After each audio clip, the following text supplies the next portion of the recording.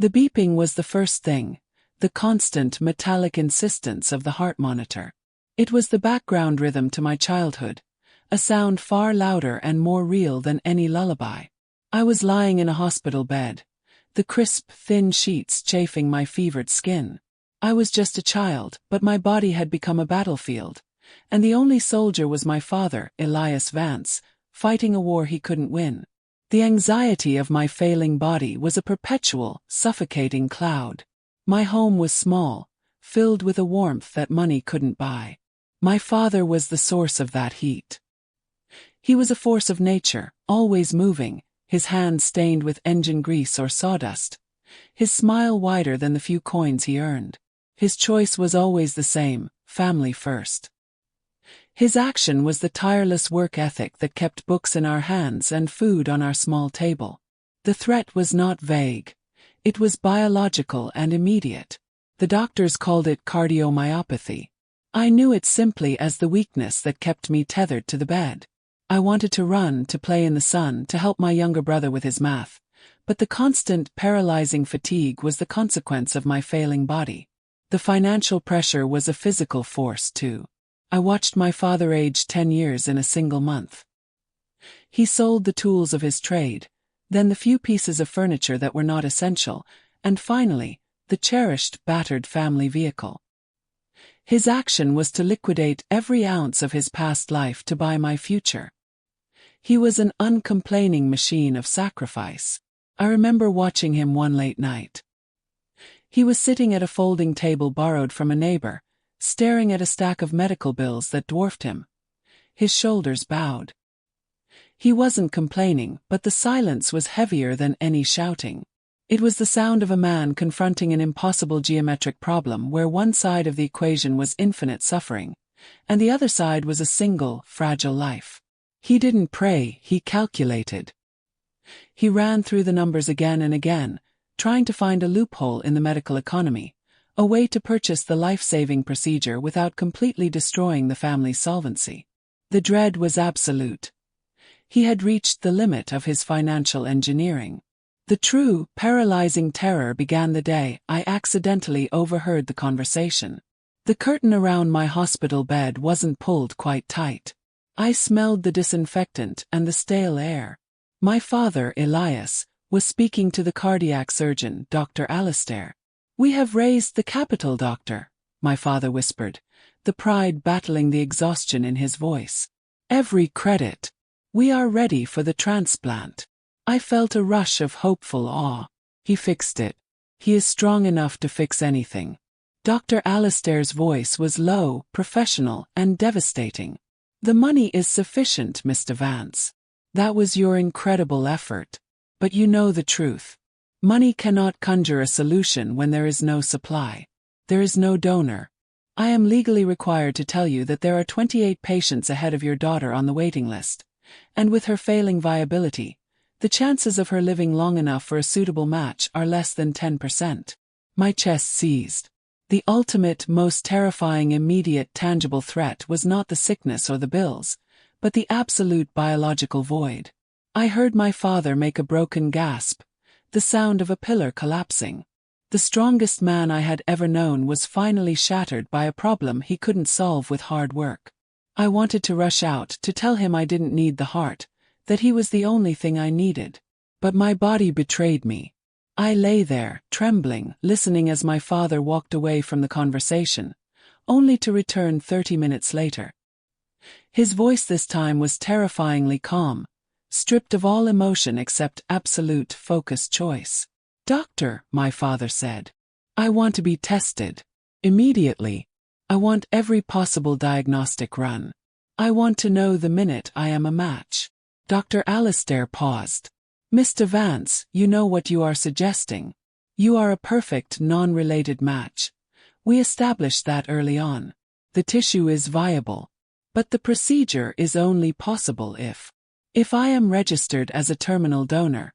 My father finished for her. "I know the procedure. I am making the choice. What is the paperwork?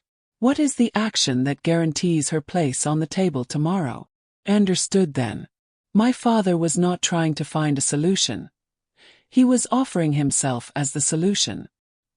He had raised the money, but since money alone could not save me, he chose to pay the final living price. Therefore, his life was now the final step in the medical process. The logic of his love was a pure, horrifying equation.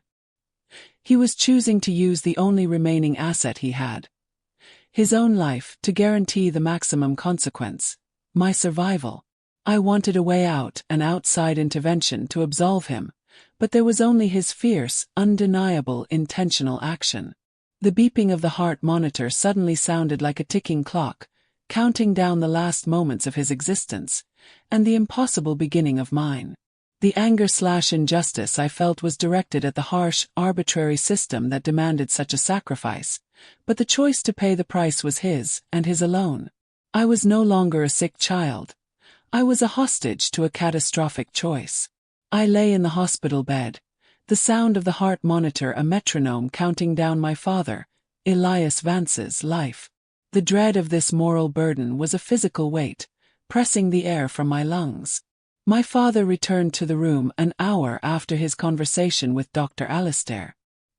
His face was terrifyingly peaceful, stripped of the panic and exhaustion that had defined the last year.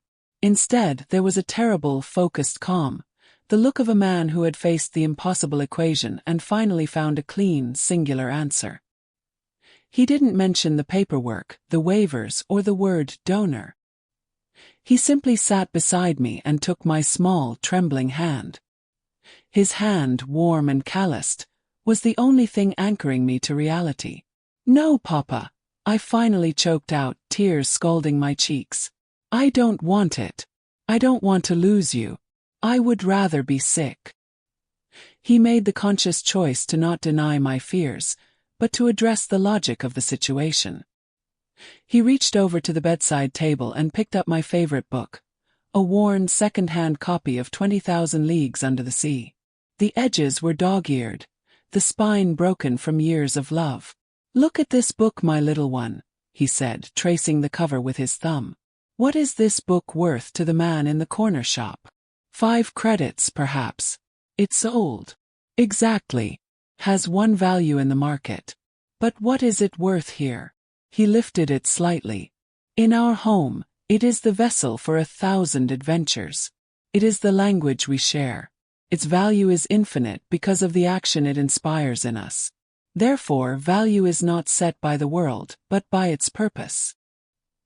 He put the book down and looked me directly in the eye, delivering the final profound lesson, the articulation of his choice. "My heart," he continued, his voice absolutely steady, "is a magnificent machine, but it has completed its mission. Has beaten for 50 years. It has pumped enough blood to fuel a lifetime of work, worry, and love. If it stops now, it is merely 50 years of effort ending. If it beats in your chest, it will beat for 70 more years, fueling your dreams, your laughter, your purpose. The consequence of my life ending is sadness. But the consequence of my heart beating in you is more life, a greater return on its effort." He paused, leaning in close, and delivered the sentence I would carry for the rest of my life, the core philosophy of his impossible choice. "What is the worth of my life if I cannot give you yours?" His words were not sentimental. They were a clean, undeniable calculation of utility. He was not giving me an organ. He was guaranteeing a return on his investment of love. This realization triggered a paralyzing awe/wonder. It was a love so pure, it defied the basic biological drive for survival. He was proving that his life was defined entirely by his actions for his family. My father knew his choice would create a new burden, especially for my younger brother. My brother, only 9, was downstairs in the waiting room, protected from the terrible truth. My father had to make another terrible choice: how to leave his son without a reason to break. He pulled a folded, crisp 50-credit note from his pocket, an unthinkable amount of currency for us. "I need you to do 2 things for me when you are strong enough," he told me. "First, you must live. Truly live with purpose. Second, you must use this money to buy a specific clock, the one in the window of Mr. Henderson's shop, the one with the brass pendulum. Do you remember it? I nodded, confused. You will give that clock to your brother. Tell him I left it as collateral for a very long trip. He will be angry. He will be heartbroken. But you must remind him that every clock is a lesson in action. It does not move by magic. It moves because a spring is wound or a weight is raised. My life is the spring. Your life and his life are the hands. Tell him to look at that clock and realize that every tick is the consequence of my first choice to love him. My father's action was to give my brother a tangible object to focus his grief, transforming a devastating loss into a lesson in mechanics and purpose. This was the ultimate consequence of his sacrifice, the moral pressure placed upon the survivors. The anger/injustice I felt was directed at the harsh world that demanded such a sacrifice, but the choice was his alone, a calculated act of pure will. The nurses came in shortly after. They were kind, quiet, and avoided eye contact. My father had requested the procedure be expedited, citing the urgency of my declining condition. The ticking clock was almost at zero. I begged him one last time, promising to fight the sickness without his final help. He placed his forehead against mine, and his breathing was even and deep. My heart, he whispered, his breath warm against my cheek, will always belong to the person who needs it most. Right now, that is you. My action is simply to honor that love. You must be brave, not for the operation, but for the life that follows. The finality of his choice was terrifying. I wanted a miracle, an easy way out, a sign of fate to intervene. But there was only my father's unflinching logic, his intentional action, and the consequence that awaited us both. I watched as he was wheeled away to another prep room, his head held high. My new heart was waiting too, ready to start its new, purposeful rhythm. The consequence of his love was about to begin. The white was unbearable, too bright, too sterile, too final. The operation room prep area was an environment stripped of humanity, designed only for precise, surgical action. I was no longer an individual, but a problem to be solved, my small, failing body draped in thin, cold fabric. I wanted to cling to the warmth of the outside world, but the sharp smell of antiseptic and the chilling air of the ventilation system seemed determined to strip away every last memory of home. The physical sensation of dread was absolute. The immediate conflict was silence. Every technician, every nurse, and even Dr. Alistair moved with a chilling professional quietness, as if the profound choice that had been made, the one that guaranteed my survival, was too sacred, or perhaps too terrible to acknowledge with noise. My father, Elias, was beside me, still holding my hand. This was the focus of my entire world. The feel of his calloused, warm palm, a stark contrast to the cold metal of the gurney. I closed my eyes and focused all my failing energy on recording that sensation. I knew that when I opened them again, that sensation would be gone forever. I squeezed his hand, a desperate, silent plea for him to stay. He squeezed back, a quiet, reassuring pressure that spoke volumes without needing a single word. This was his final, non-verbal action, his last promise. I memorized the rough texture of his working fingers, the slight give of the skin on his knuckle, the unique warmth that was purely him. I memorized the tiny, familiar tremor in his grip, not the tremble of fear, but the chronic vibration of a man who had worked harder and longer than any other. I heard the anesthesia nurse preparing the line. The ticking clock in my mind sped up. "Remember what I told you," he whispered, leaning close so only I could hear. "Life is not a gift you wait for, it is a thing you must build. Build a life worthy of the cost, little one." His words were clear, a final moral directive, the consequence of his sacrifice defined as my future obligation. His awe/wonder in my future life was absolute. I tried to tell him that his life was too precious a material to be used this way, that his heart was the only thing that held our world together. but the words would not come. Then, the cold, clinical reality. The anesthesiologist spoke. Not to me but to the surgical team. Starting flow now. I felt the sudden, shocking icy cold of the drug hitting my vein, racing up my arm toward my failing heart. I watched the fluorescent lights blur into a blinding smear of white. I squeezed his hand one last time, straining to absorb every last gram of his warmth.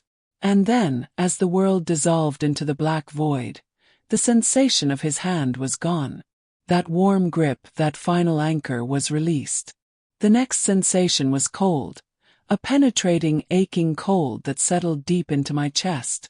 I woke up with a gasp, the sterile white of the recovery room overwhelming my senses. My first, terrified action was to reach for the warm hand. It was not there. The space beside the gurney was empty. The scent of disinfectant was stronger, the air was colder, and the silence was absolute. The profound consequence of the operation, my survival, was immediately, horribly linked to the absence of the one person I needed most. I didn't need a doctor to tell me the procedure had been a success. My chest felt different. It was heavy, tight, and stitched, but beneath the bandages, the rhythmic thump-thump was strong, deep, and steady. It was an unfamiliar rhythm, a sound that demanded attention. It was his. This realization triggered the highest possible level of awe/wonder, immediately battling the dread of his loss. The emotional conflict escalated with the entrance of my younger brother. He was brought into the recovery room by a kindly social worker, who repeated the protective lie my father had planned. "Your father had to leave on a very long, urgent trip." My brother, only 9, looked at the empty space beside my bed, then at the thick bandages on my chest. He carried a small, wrapped package. He was my father's son, a child of logic. He immediately registered the ultimate consequence of the sterile hospital scene. He unwrapped the package. It wasn't the clock. It was the 50-credit note my father had given me as the collateral purchase price. "I found this in your pillowcase," he whispered, his eyes welling up. "I bought the clock, but I couldn't leave this here. It feels too much like paying for something." His emotional action was driven by a deep, childlike sense of anger/injustice that his father's love was being reduced to a transaction. My action was to pull him close with my one unhooked arm. "He left it for us to use, brother," I whispered, remembering my father's precise instructions. "He said you must look at that clock and realize that every tick is the consequence of his first choice to love you. He is the spring, brother. He set the hands for us. Keep the money. It's for the life he told us to build." My brother didn't look convinced, but he stopped crying. The logic didn't soothe the pain, but it provided a framework for his grief, a directive for his future choice. He accepted the action of the clock as the physical, tangible proof of his father's final, devastating bargain. Dr. Alistair visited later that afternoon. She looked exhausted, her professional shield slightly lowered. "The heart is perfect," she stated simply. "It's a marvel of a match. His strength is now yours." I looked down at the stitches on my chest. I knew the surgery was not the end of my recovery. It was the brutal beginning. I was a new, complex machine fueled by an old, perfect engine. The consequence of my father's choice meant my new life would be a permanent performance review. Every beat of this new, strong muscle was a reminder that I was living on borrowed time, bought with a price I could never repay. My new life was no longer about survival. It was about purpose. The physical and moral weight of the uncomplaining heart demanded that I live up to its extraordinary sacrifice.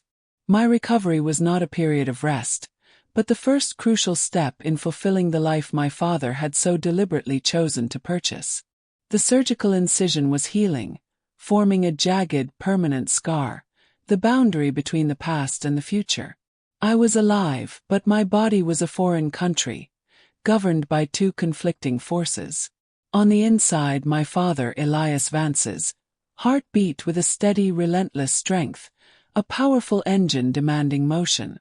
On the outside, my body was frail, ravaged by years of sickness, and weakened by the heavy, necessary cycle of immunosuppressive drugs. The immediate conflict was purely internal. The powerful heart wanted to run, but the fragile body threatened to break. The weeks following the surgery were not restful. They were a continuation of the fight. My action was to push. Physical therapy was an agonizing, necessary ritual. The therapist, Ilara, pushed me gently, but the effort felt monumental. My legs, unused to bearing full weight, felt like lead. My ribs ached with every movement, a sharp, constant reminder of the trauma of the operation.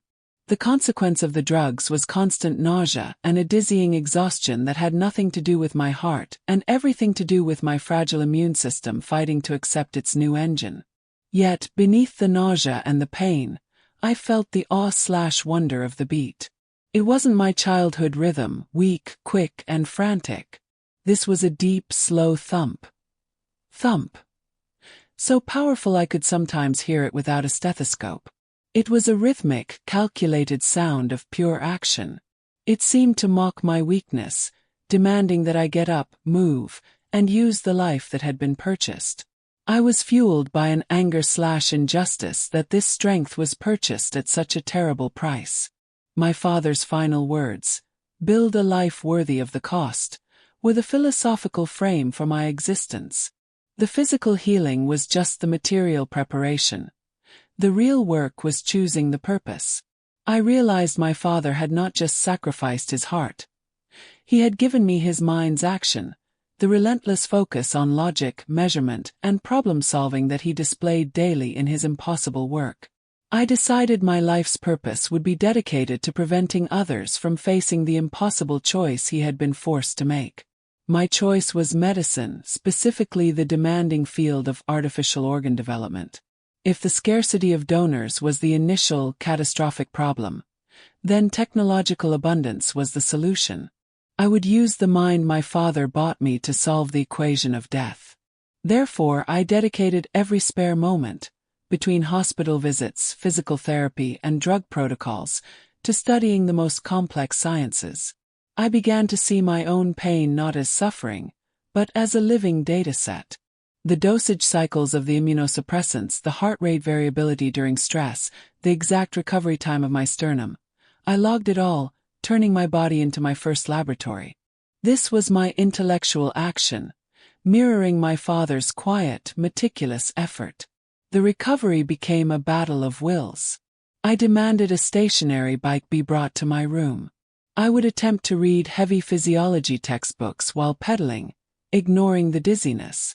Ilara, the therapist, noticed the dangerous intensity of my action. "You push too hard, child," she warned me one day. "Your mind needs rest too. The body can only handle so much action." "My body is strong," I insisted, tapping my chest where his heart beat. "The engine is perfect. If the engine is willing, the machine must follow. I will not waste the time he bought me." Ilara looked at me with deep sympathy. "It's a gift, yes. But if you use only the engine and neglect the frame, the whole structure collapses. You risk the purpose." Her words hit me with the force of an ethical crisis. My relentless action was born of guilt and love, but it risked violating the Father's ultimate choice, to secure a full, healthy life. I realized that honoring his sacrifice did not mean becoming a martyr to work. It meant becoming a master of balance and logical pacing. I needed to apply his logic not just to science but to survival. The shift in my approach began to subtly mend the distance with my brother. I started forcing myself to rest. During my mandated downtime, I would invite my brother to help me with my complex, abstract equations, turning the hospital room into a shared classroom. He would look at the chemical structures and physics problems with confusion. "Why do you study the heart so much when yours is already perfect?" "It is not perfect," I said, showing him a diagram of the complex vascular structures. "It is a borrowed miracle. I need to understand why the world required this sacrifice, and how we can stop it from happening again. Every day I spend here is a consequence of someone else's broken machine. He still didn't understand the science, but he understood the drive. He saw my quiet, determined action and began to mirror it. He stopped winding the brass pendulum clock late at night alone. Instead, he would wind it before he came into my room, his small choice serving as his silent promise of support. The separation began to fade, replaced by a shared, sacred obligation to the man who gave us both the time. The final phase of recovery was marked by this shared focus. We didn't look back at the absence. We looked forward at the purpose. My father's heart was not just beating in my chest. It was setting the rhythm for our entire family's future. The physical wounds were closing, and the moral purpose was defined. My new life, fueled by the uncomplaining heart of my father, was about to begin its long, complex journey toward redemption and ultimate fulfillment. The air in the lab was cold, sterile, and silent, the perfect environment for absolute focus. Decades had passed, but the rhythm beneath my scar was unchanged. Strong, steady, uncomplaining. I was no longer the frail child on the gurney. I was a scientist, standing before the ultimate challenge. Every degree, every long night of study, and every grant I had earned was the direct consequence of my father, Elias Vance's, final profound choice. My field was bioengineering. My life's singular purpose was to solve the impossible equation he could not. The immediate conflict was a small 3-centimeter piece of living tissue, pulsing weakly in a nutrient bath before me. It was the last, most difficult barrier to success. The perfect, durable, self-regulating artificial heart. I had built every surrounding system, every sensor, every perfusion pump. But the tissue itself refused to accept the final, crucial synthetic component. Failure meant that other children would still face the brutal reality of an empty donor list. This technical problem was the ultimate philosophical challenge to my father's memory. I had pushed for days, sleeping on a cot beside the console. My body was humming with exhaustion, but the heart inside me, my father's heart, insisted on fueling the effort. It was a constant, powerful reminder that the true engine of discovery is not intellect, but relentless, calculated action. I saw the exhaustion in the mirror, but I felt the boundless energy of the uncomplaining heart demanding the solution. I stared at the simulation data. I saw the problem was not material. It was method. The tissue was rejecting the synthetic element because the transfer action was too sudden. It was shock. Then a memory flashed, the cold of the hospital room, the icy cold of the anesthetic, the sudden shock of the new organ. I remembered how my father's choice had been absolute, but the medical process was brutal. I realized my scientific choice had to mirror the reality of the body. But instead of a single shock, I needed a gradual, coded acceptance. I spent an hour detailing the new parameters, creating a complex, micropulsing electrical field designed to mimic the exact natural tremors of a healthy muscle tissue as it bonds. It was an acknowledgement that all acceptance, even biological, must be earned through a sequence of small, precise actions. I initiated the sequence. The lab fell silent. The tissue sample pulsed, stuttered, and then, with a profound final surge, the synthetic components seamlessly integrated into the natural tissue. The monitor flashed green. Success. The consequence of the breakthrough was not merely a scientific paper. It was the abolition of the organ donor waiting list. The equation was finally solved. No child would ever have to face the impossible choice again. I collapsed onto my stool, tears streaming. Not tears of sadness, but of powerful release. The enormous, decades-long moral contract was complete. The door opened quietly, and my brother walked in. He had kept the key to my lab for emergencies. He didn't ask what happened. He saw the light on the monitor and understood the meaning of the color green. He set a familiar object gently on the bench beside the console. It was the brass pendulum clock, battered, tarnished, and stopped. "It finally gave out," he said, his voice thick with emotion. "I wound it this morning, but the mainspring broke a few minutes ago. Just stop. I think it knew it didn't need to run anymore."